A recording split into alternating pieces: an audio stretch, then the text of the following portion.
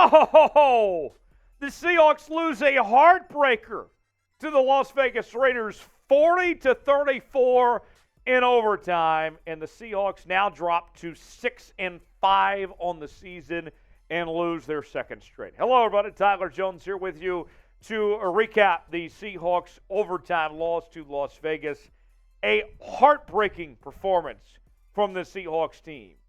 Today's show is sponsored by Kamikoto. Kamikoto makes great Japanese kitchen knives using traditional techniques that have been honed and perfected by generations of knife smiths. The knives come in a heavy-duty ashwood box, which makes it a great gift this holiday season. Each knife is individually inspected, and they are so confident in their product that they come with a lifetime guarantee. Kamikoto knives are carefully polished. Both blade and handle are satin finish, making them smooth as silk. They are wickedly sharp and perfect for slicing meats and vegetables to prepare an amazing meal on every Seahawks game day. Kamikoto knives are used by Michelin star chefs all over the world, and they are having a huge holiday sale right now. Plus, my viewers can get an extra $50 off any purchase and free shipping with discount code CHAT. Go to Kamikoto.com/chat to get your knives and help support the channel. The link is in the comments section and description below. Thanks to Kamikoto for sponsoring this video. And I know some of you out there, myself included, are going to say officiating was questionable, and absolutely it was. But at the end of the day, that's not the reason why the Seahawks lost this football game. Seattle had every opportunity to win this game and choked. Choke job. I mean, there's no excuse for what the Seahawks did to let this game slip away. You look back at the end of regulation. Had a chance to set up a game winner, didn't happen. You go into overtime. The defense gets a stop, and the offense could not go downfield and set up a game-winning field goal. There was opportunity after opportunity to win this football game, and the Seahawks didn't get the job done. No excuses. I mean, yes, you can point to officiating. If that's your prerogative and that's what you want to do, I get it. But that's not going to be me. This team needs to be held accountable. Look, the Raiders are not a good football team, okay? The Raiders have been awful all year and have one of the worst head coaches in the NFL. And you let these guys beat you? That hurts. That hurts. Now, look, I understand. We talked about 2022 for this Seahawks team, that there were a lot of unknowns. But at the end of the day, this team has a realistic shot to be a playoff team, to compete and win the division. But you still have to win the games you're supposed to. And that's brutal. That sucks. Final score, 32-34. Look, folks, I know the Seahawks lost, but we still had a good time here on the channel with our live watch party. And we also did our, of course, our live show each and every Wednesday as well. Subscribe now to Seahawks Today for nonstop Seattle Seahawks coverage. If you missed out on the watch party, don't worry. We'll do it all again next week. This will be the place to be. Seahawks Today by Chat Sports each and every game day. Also, our live shows throughout the week and our daily news and rumors segments. If you love your Seattle Seahawks, you need to subscribe to the channel for daily Seattle Seahawks coverage right here on Seahawks Today. So I'm curious, what is your one-word reaction to the Seahawks' performance today against Las Vegas? My one word is collapse. I mean, this was just a disaster. This team simply fell apart. There's no excuse for what this team did today to let this game go the way it did. I'm disappointed. I'm sure you're disappointed. I mean, it was just a collapse by this Seahawks team. Let's get to your questions now, what you guys have to say about the Seahawks' performance against Las Vegas. This was not ideal. This was one that just really slipped away. And I know it sounds cliche to say, but there was just no reason to let a game like this slip away. Give me your one-word reaction in the comment section below.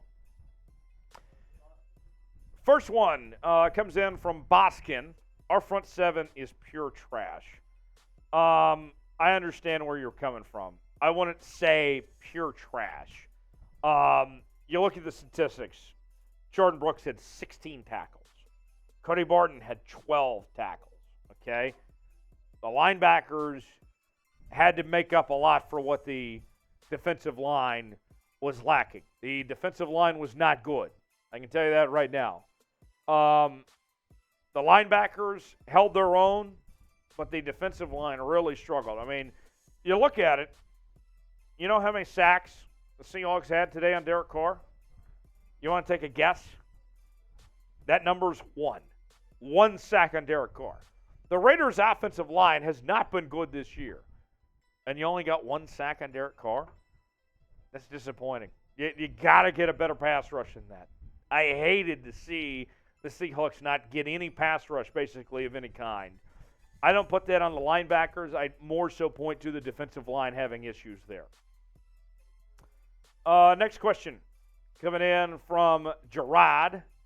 Writes in, love the jersey, brother. Cool story with this jersey, by the way. Christopher Bryson, a loyal viewer of Seahawks Today, a member of the Seahawks Boot Hall of Fame, sent in enough super chats to get me this jersey. It is my favorite number, 69. Nice. And it's got my name on the back. Look at this.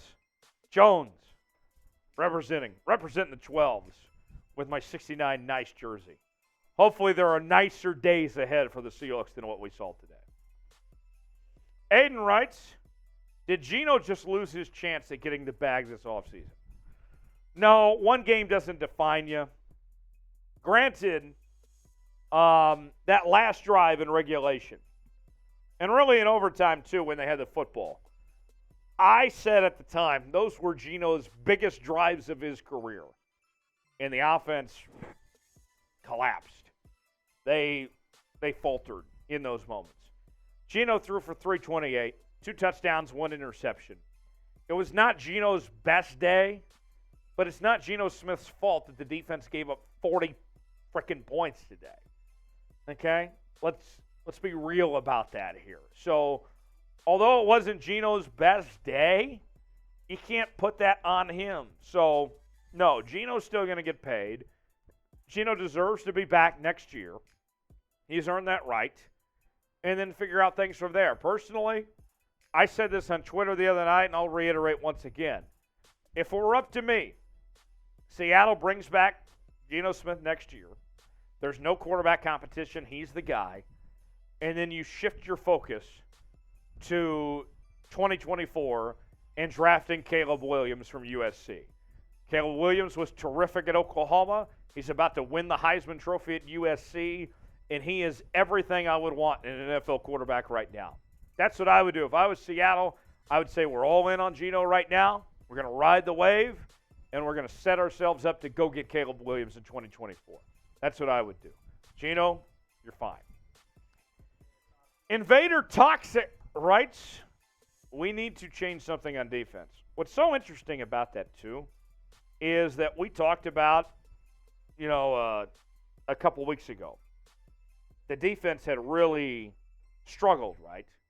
But they had gotten so much better over the last few weeks. Okay? They really improved. And today was a step back in the wrong direction. Look, they created turnovers. Quandre Diggs played his best game all year with 2 interceptions in the first quarter. But the pass rush was just non-existent. This team's got a ways to go to still figure things out on that defense. Look, it's a young group. There's a lot of young talent, but today was a step in the wrong direction on that front.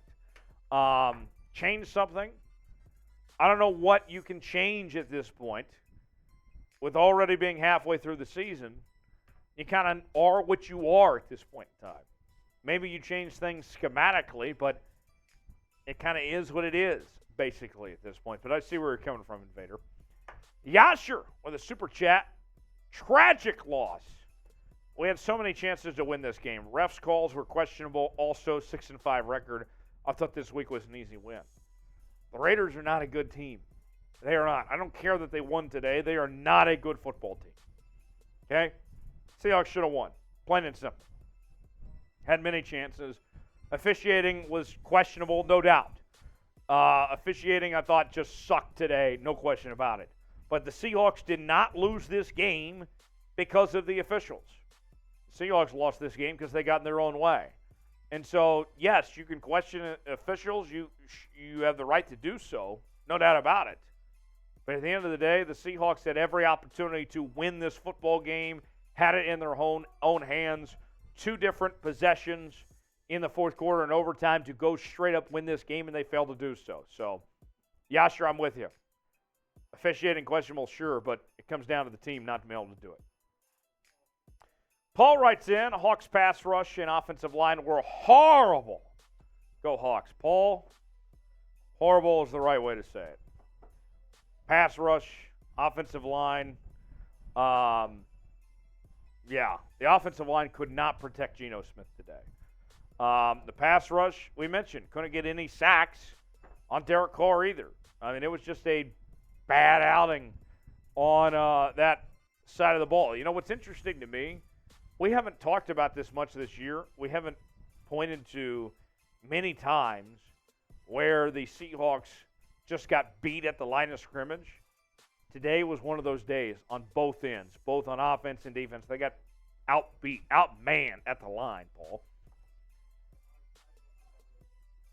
Michael writes in, bad game, but this does help us in the draft. Our first from the Broncos is at 3rd. If the Broncos lose out, the Texans draft Young. We have a shot at Anderson or Carter at 3rd overall. Look, Michael, I am not concerned about the Seahawks pick. To me, that Broncos pick is what gets you, the higher draft capital, what gets you in position to draft an elite talent. The second pick, my old pastor back home, he would always refer to what you put in the offering plate. You give your tithe, and then you give a little extra. Well, with this Seahawks team, that second first-round pick that they have, that's a little extra, okay?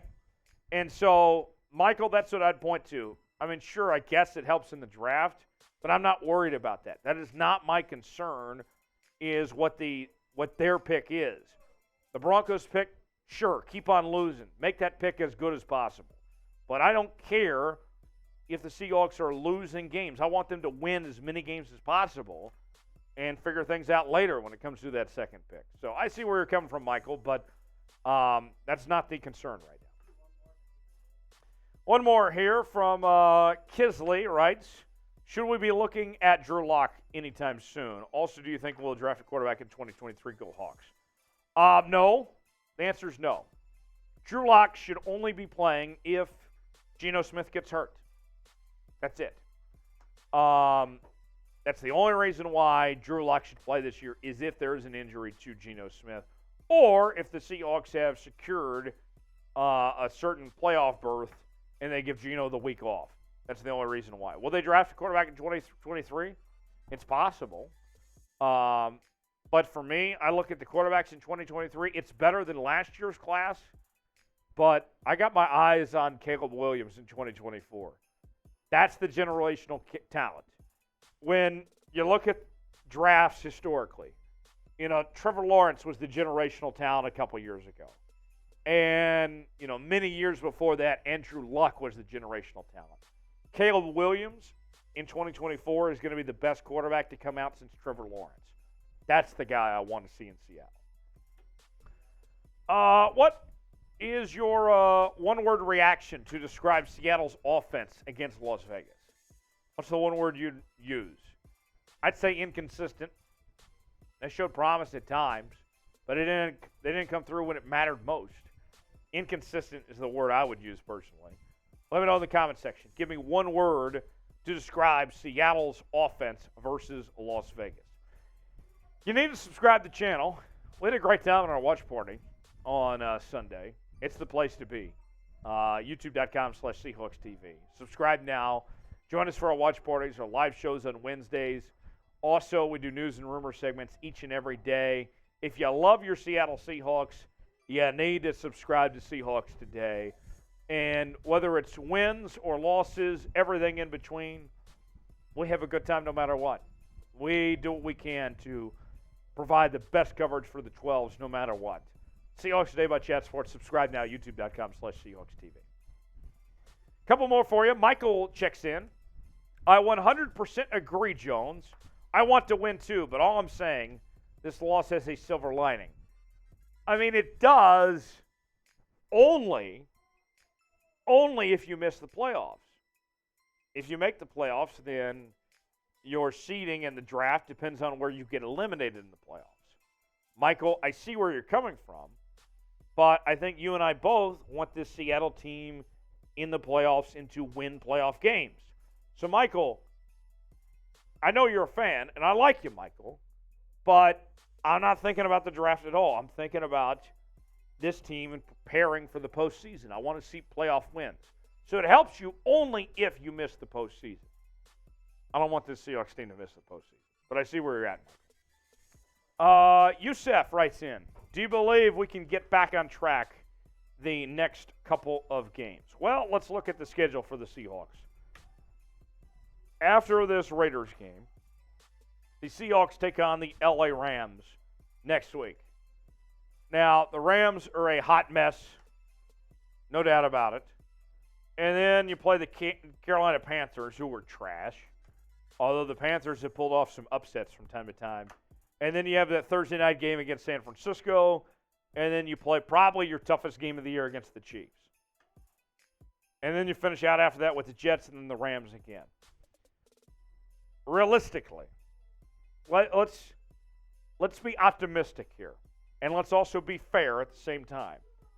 Let's call the 49ers and Chiefs games losses right now. Okay, just for all intents and purposes here. And let's call the Rams, Panthers, Jets, and the other Rams game wins. That puts you at 4-2. You're at 6-5 right now, 10-7. Can you get back on track? 10-7 probably gets you in the playoffs in the NFC. Yeah, you can. But you can't be giving up 40 points again. Defense got to be better. Got to get the pass rush going. Yeah, I think right now, if you're the Seahawks, your target is try to get that 10-win mark. 4 more. Hold up those 4s, get 4 more, realistically.